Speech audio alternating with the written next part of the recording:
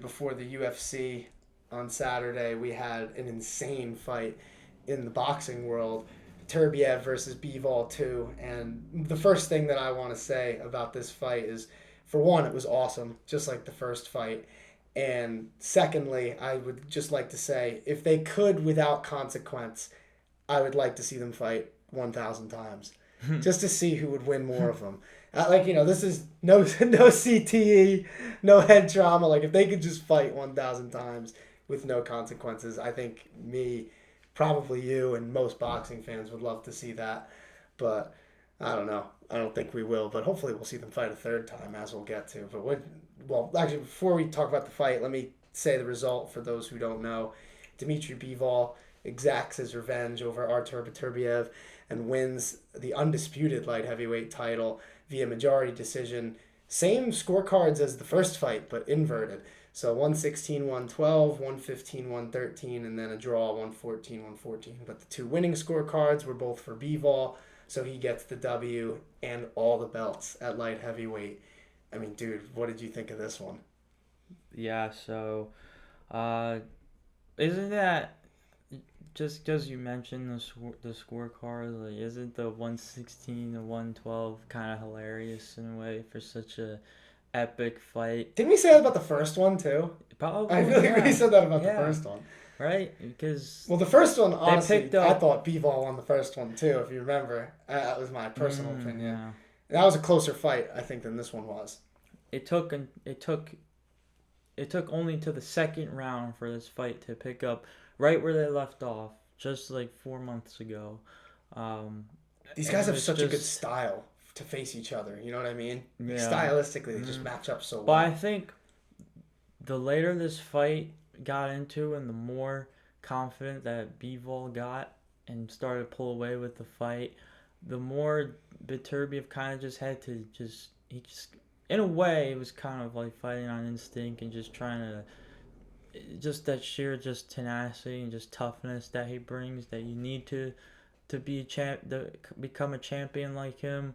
That was Bivol just kind of just it was more like out starting to outclass him and just put so much just power behind that right hand of his, and it was really just like, yeah, they had everything working for him.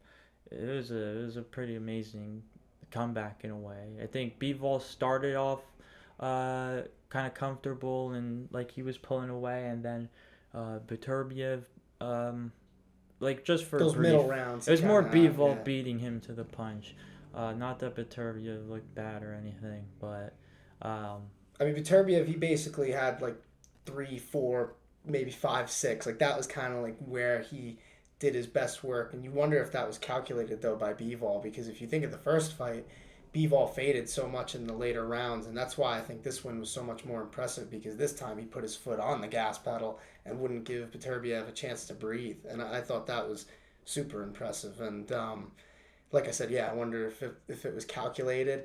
Because even in the first fight, when he was doing what he was doing in this fight, he was doing really well. He just couldn't keep it for all 12 rounds. But in this fight, he looked fantastic. And I think he really showed that true. Because last time, if you remember, we talked about it. We said both of these guys, top 6, top 7, pound for pound. And I think Bivol just put himself now above Beterbiev. So it's just, it's really interesting. And I love that we get two all-time great boxers at the same time like this. And I truly do think that they've brought the best out of each other, too. yeah, that's I mean, that's a good transition for what happens next. But I mean, I'd rather kind of still revel in the fight itself and just there's so many moments that it felt like but it really was a tale of two fights, to be honest. Yeah. It did, and it wasn't until the middle of the fight pretty much that like you were really getting that feel like this is a true like classic that's happening right now. I mean, I feel that way about both fights. It's not like either of them were these like insanely crazy wars, but you could tell that these dudes are just, they're, like I said, they're stylistically made for each other to have good fights, and they match up so well. And I think they've really brought the best out of each other. Because if you think about the first fight, Beterbiev had to dig deep to get through the barrage of Bivol in the early part of the fight. And then Bivol, having lost that first fight, sees that he has to dig deeper for the second one, and then ends up pulling like a 180 and wins all the championship rounds. And in every statistical category for like CompuBox, he was ahead of Beterbiev. When in the first fight, it was pretty even for most of it. So I think that Bivol, I think the loss in the first fight brought the best out of Bivol in the second fight, and that's why. I mean, I still want to talk about the fight itself, but I really would love to see these guys fight a third time because it truly feels like we need this score to be settled, and these guys are the best, and I want to see them fight. So that's just me. Like I said, I want to see these guys fight 1,000 times. So what are we need 998 more. So get to work. No. In a perfect world, right? Yeah. But there's other guys. There's other guys that need fights like this one, that need super fights like this, and to need to that chance to immortalize themselves pretty much. There's a few names out there, but the one I really think about, because this guy could fight like Canelo even, or we're talking about another guy who could break into the pound for pound conversation at some point, but David Benavidez, I feel like deserves that crack at Bivol too. And I think that would be, it would be fireworks, bro. There's so many good fights to be made right now in boxing, and with the Saudis being involved, they've really changed it. Because remember a few years ago, like when we started this, we were always talking about how we just never get these big fights because of dumb politics between the promotions. I mean, Turki Al-Sheikh has brought them all together. It's insane, man, how many great fights we've gotten just in the past couple of years alone. And it doesn't seem to be slowing down at all. I mean, obviously, like I said, Canelo just signed over there. We were talking about that, a couple weeks ago. So it's truly amazing for the sport of boxing, and we get to talk about it so much more. I mean, I'm so happy that within 4 months, we've been able to talk about 2 fights between these legends. I mean, these are 2 future Hall of Famers. And Bivol, you look at Bivol's resume now, I mean, he has a win over Beterbiev, a win over Canelo in his prime. I know Canelo went up to fight Bivol, but still, I mean, he beat Canelo. And this dude, it's just incredible. And imagine if these guys fight a third time and Bivol can win that. I mean, that's an all-time great legacy. I saw, I think it was Brian Campbell from Morning Combat. He was comparing his kind of rise to Usyk's rise, because it's kind of like Usyk's beaten a lot of guys too, and he's like, people are just starting to give them the credit as these all-time great fighters now, and at least in the casual audience space. But I love it, man. I love that we get to talk about the sport more often, because as you know, I mean, boxing is pretty much what got me into combat sports. I know we get flamed all the goddamn time because we've definitely, I think both of us have kind of gotten way more into MMA, and we don't follow boxing as closely as, I mean, I don't know about you, but I definitely haven't followed it as closely as I used to, but I still try to.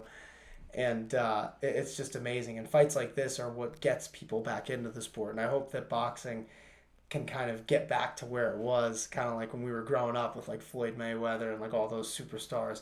It seems like we're starting to get there, but I don't know. I guess we'll see. Yeah, it's great. I mean, because you see how technical both these guys are, and there's just this like just the motivation thing. I mean, for Beterbiev to be to start off all right. Well, more so in the middle rounds, it seems like he was pulling away, and then kind of losing the championship rounds, but still hang tough enough in the fight so he could get it to a decision.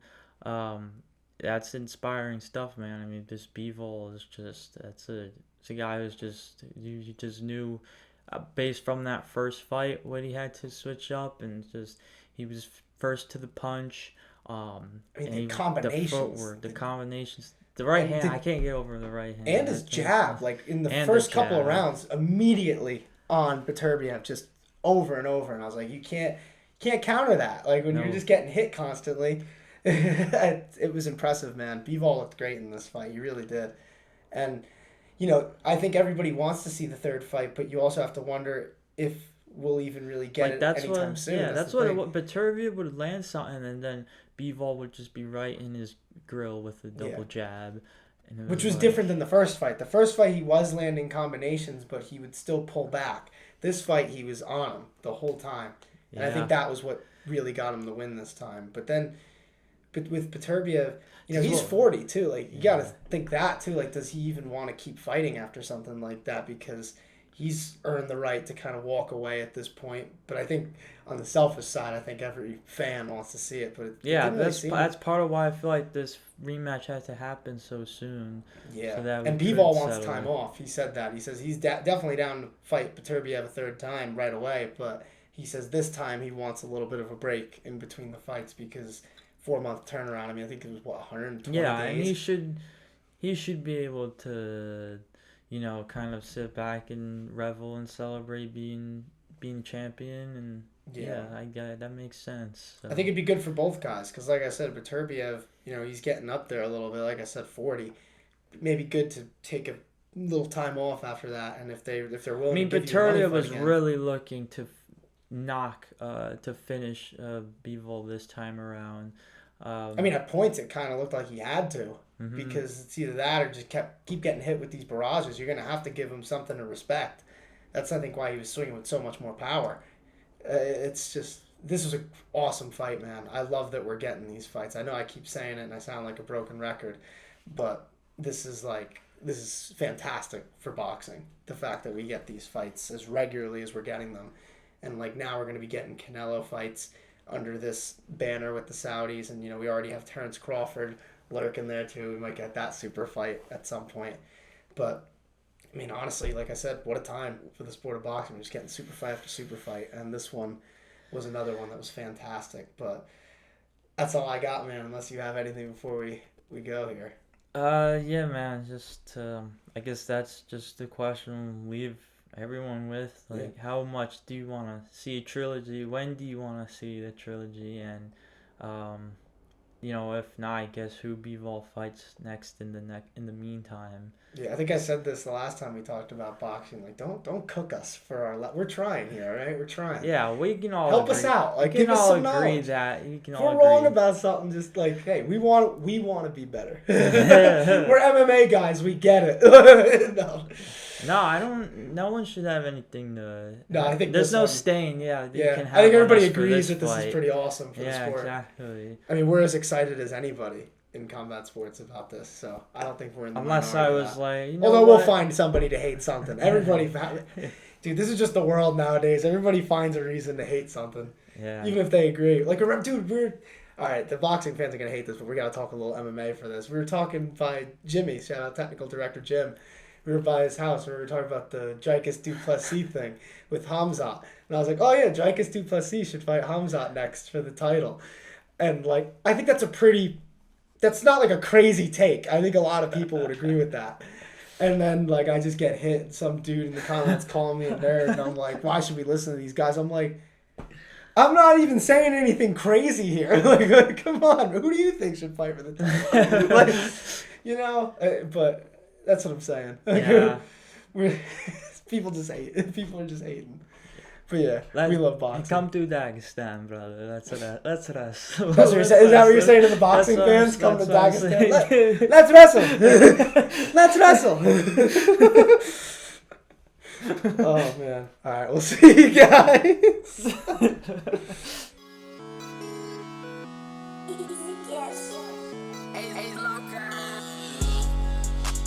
Feels just like a superstar. Doing all these drugs, I don't think I'm gonna see tomorrow. Living fast, brand new dash up in a foreign car. It's the type of shit that you be doing when you going hard.